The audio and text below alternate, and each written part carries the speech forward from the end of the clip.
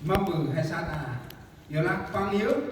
chỉ nơm bạc nụ nơm cài bạc mật mật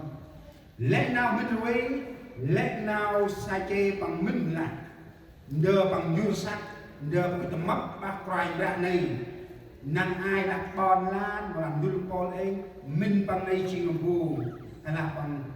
mù chiên có chỉ căn ai bằng yếu chỉ làm phù quốc buông căn ai bằng yếu chỉ tu hay nơm tóc bằng hành phù yếu tóc bằng hành phù hòn tóc bằng hành chỉ đi phù bạc ngân chỉ tất cả môn này tăng quay ra như số hành tất cả đấy chỉ đi bằng đông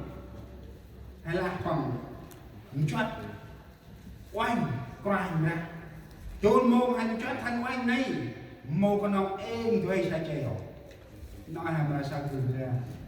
mô thuê em thuê sa chèo sâu đó một ngày tình joy chôn môn này ta phải dương sắc bằng sâu cái mà mất quay ra lời lẽ nào can lời lẽ lao y nào can trong chuyên vụ dần là chức vụ là thâu thuế nhưng ông bỏ đi quên đi cái chức vụ đó rồi muốn chạy đến để gặp Chúa Giêsu. Nếu mà chúng ta hôm nay cái chức vụ đó là lớn hơn hết nhưng Chúa Giêsu là nói hàng là sai chỉ để mũi quay ra Giêsu Christ thì nói hàng là xã báo hay sai thì khai lên ở nô ích mập sai quay ra Giêsu rồi ngoài tập áp nam he dưa hay nam mà đời nào cái tầm hè mà đời nào xa tầm hè ta là hai mùi dưa hay nam hai một cái bọc quay ra hai một cái sai quay ra vì là áp nam he hay kích lại hay nào kích hay quanh hay nam lao hay quanh hay nam thì vút lên lao lên kích lên mà phúng ở nuôi ở đầu ra vậy là ta đặt quay ra hay mồi chiên ta đặt quay ra hay chiên vô chưa âm địa ta đặt rằng đúng với cái con này chiến chưa âm địa vì ta đặt con với hay năng ai hè bước ngoi vút oi ri chiên hay là bằng kết oi giáp đờ kết oi lao lên mà phục ên ta nắp quay ra sai chê bằng minh là ta nắp con lan Israel sai chê chi mùng ngoài nầm kia ta nắp quay ra sai chê của kia mình ria bằng mùng ngoài dư sắc chót ra hành quanh quay ra bu như sự chi na cầm áp nam he anh he sai quanh anh hình dư he nam bu he chiên ta nắp quay ra cứ ra mập sai quay ra tâm nào đi mẹ chính nào đi tình joy quay ra anh hẹn đưa hai sai dư riêng lo chạy dư chi sắc chân ta nắp quay ra chỉ để tình joy quay ra khi chúng ta hạ mình xuống rồi thì nếp sống chúng ta cần phải có nếp sống tìm kiếm Chúa tình joy sai chê bằng một cú ôm tóc bằng ý thuê prakrel này shop prakrel này bằng một ô cú tầm văn phòng tóc bằng ý shop prakrel này sai chê không bao giờ ngồi trong văn phòng thôi thế mà ông ra ngoài để làm gì bằng chả lát lấy xương tóc bằng quầy sriu praku chỉ đi bằng chót cơ gì mang đờ bự ta này trong tay ha thà nôm nấy trôi quanh và Giêsu bu bằng chỉ tâm nào giờ là người đó tìm xem Chúa Giêsu là ai người đó ở đây là sai chê nôm nấy trôi quanh và Giêsu nôm nấy chiên sai chê trôi quanh và Giêsu bu bằng chỉ hay sao ta chìm khai ngân nhiễm nào đi sao chơi chìm dư sắc băng chỉ đi bằng từng trôi quay ra giờ tầm mô cái từng trôi này một cái ôn nào xoài trôi mô cái từng trôi này một cái ôn nào đi trôi mô cái từng trôi này một cái ôn nào thì hay là bằng nào tập hay sao trôi mô cái từng trôi mà nào chia tầm sai chơi ở nơi nào nấu mà nào chia tầm ở ngoài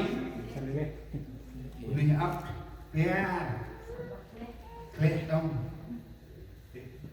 ta này như nào quá thầm bằng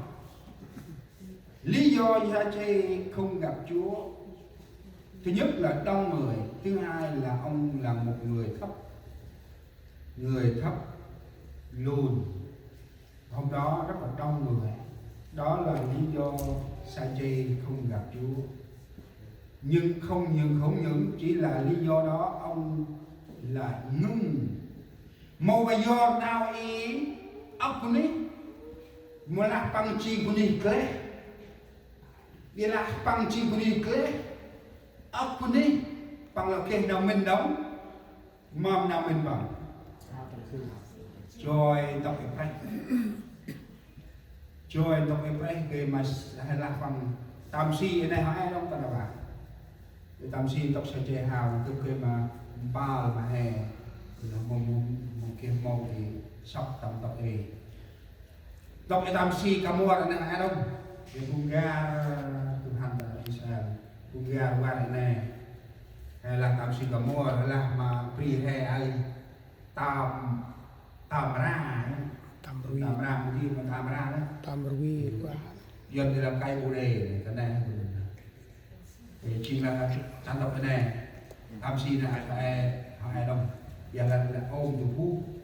thì khác là ôm này bằng kia nào bác đi thì vùng ga cái này chỉ đọc sang trẻ hà phương này ta đã bao giờ ga nam ra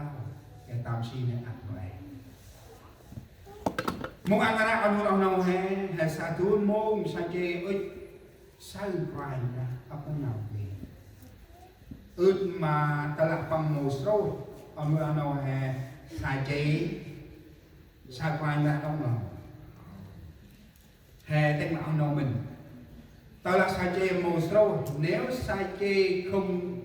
cố gắng tìm kiếm sa chê khả năng có gặp Chúa không chắc chắn là không được rồi nên sa chê một thứ mất hoàn nào tầm môn nghe ai hay sai nói sa chê chỉ tầm đất mà nói chuyện hay là tôn môn hay từng trôi hoàn ra một đây ôn nào kia dần là trong khi chúng ta tìm kiếm Chúa không ít điều gì trở ngại trong đời sống tìm kiếm Chúa. Một đây ôn nào tắt mày, một đây ôn nào lọt oanh mày, việc nào kiên chút mày, giống như là một cái bức tường chúng ta xung quanh chúng ta. Một cái ốc của mình kia mà bự ra nào kiên này, nào in kiên krong krong cái này mày chỉ cướp ta làm một cái nào rồi cái này mày chỉ cướp một cái lúc tu phương tốc in nào kinh nào yêu xa thì một cái sao quay vào mong hay là cướp mình là cái thần in là thà thơm của mình là chu luôn rồi nào kinh tâm hay là tâm lý chi này hay một cái mắc quay ra một cái sao quay ra đồ xuất ma thư có pram trong pram nào quay ra quay ma ngăn mà muốn nào kia như lắm như học chưa mấy một lần như học lo bài mà sấy ra đủ nay chừng nào quay ra Giêsu màu nào tí bằng tập rồi vô quay ma ngăn mà muốn nào kia học lo bài như là thành công là sao quay vì một ai đâu hay sao sa chê truyền thu hay nơm kle nào tết in nào kle nào tết in ấp ní ai tầm tết mà nào xa tôi muốn khả năng mấy trình gấp tình cho ai quay ra tôi muốn nào xa ai khả năng truyền của ní cướp truyền của ní khả năng mấy trình cướp kia là hãy cưa nào chạy hãy cưa nào này hãy kia nào lòng anh hãy cưa nào già nuôi hãy cưa nào già nuôi hãy cưa anh kia nào tầm trình hãy cưa anh kia nào u á hãy cưa anh kia nào tầm nè dưới chi ngùng phù tầm tết xa chế nào đi chiên hè ốc cái nào kinh tôn môn thành ai may chỉ gấp tình trôi ngoài chế tắc hai tôn môn ta bốn cơn a đông tầm nuôi năm hay một đập ban ô chỉ mà bự này chỉ nào kinh tôn môn như xa chế tình trôi ngoài ra นั่นเองโมเกนักอัปปันโมเกกับผู้เองหันนาหันใส่ชีวิตใครมาดาวนาsao chơi không bao giờ dễ dàng để mà thay Chúa một cách rõ ràng nếu ông không có sự cố gắng. Mong anh ra ông được ông này sao chơi tình Chúa phải ra một kiện nào theo anh tu phu hay cho phải một cái gì tu phu hay cho lâm mà bao chỉ tu phu hay cho mà phải ra kia là áp ban từ đi tu phu hay cho mà phải ra hè kia nào mà bao kia một kiểu để gặp hà nuôi em gặp nó mà là khi hà nuôi em gặp nó kia ta gặp ngài là rồi nằm thì học viên thì bằng là sau của nó mê thì hè ấp kia nào lòng quanh chỉ đi crime ra một là hè mô kia nào lòng quanh đất này thì năng ai crime ra trở lại tâm môn nào ai ăn được nổ ăn hay kít nào lòng quanh đất chỉ môn này kia nào chọc ra tôi muốn quay cái speaking nào đơm tắm quan chức năng quan chức nào mô nhiệt mô xa mô này chỉ mô kia tóc in nào phù tầm mặt lo nào cho anh hay rất là nào được nào tôi muốn hay tình trôi quay ra ít trôi quay ra chỉ đi tầm áp nam hay anh hay rất tầm áp nam hay anh minh áp nam hay anh rồi tình trôi quay ra chỉ đi anh sai quay ra lão hai tình trôi quay ra chỉ đi ốc nào sát nói ốc nào kia nói ốc nào kia nói hạt bất hạt rich ra biết bằng mô kia nào là bằng pít ổ ra biết bằng tròn răng ốc na quanh này quanh yên gia này ra biết đông bằng trông cô nhẹ tầm lạc này ra biết đông trông qua hè tầm lạc này ra biết đông trông óc hè trông nâu hè trông đun bol hè tầm trong mắt tầm dê tầm cắt tầm hót tầm mươi tầm hót căn ai tạ đình dê tạ cũng dê vương ngon dê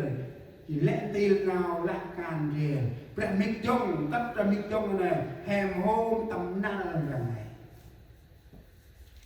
hèm hôm tầm nào này nét nào kim tầm này con mà gọi là Arata mà chỉ cần vô Arpai ông chồng người ý Arata này Arat này cũng ở phía lâu Arata này cũng ở phía đông tức là cũng dần là tên Arat đó là ở phía bắc Anam là tên ở phía nam còn con thỏ ở giữa cái hay vùng Arata phải ở đâu một biết nào trước mà phải chẳng ngu nè lắc mà nâu bằng Arata từng lời hả lời thế mà cụ mày xa còn thờ này á ta mà từng đi bằng môi cụ cật mày này mày áp na thèn nghe bằng áp na thèn nghe bằng chốt không chốt ha rôm ha trước